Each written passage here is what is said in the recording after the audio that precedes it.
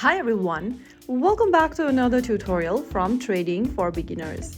Today I'm back with another easy tutorial on how to download and install the popular MEXC application on your smartphone, whether you are using Android or iOS. So let's get started. First of all, for Android users, open up your Google Play Store.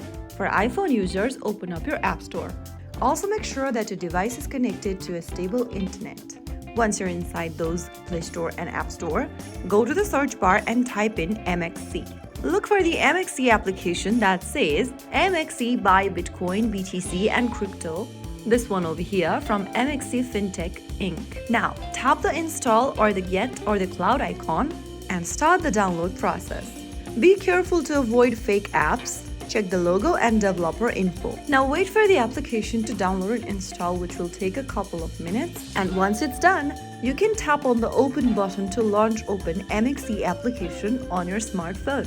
So that is how you can easily download and install MEXC on your smartphone and start trading cryptocurrency safely. If you found the video helpful, don't forget to like, share and subscribe to our channel.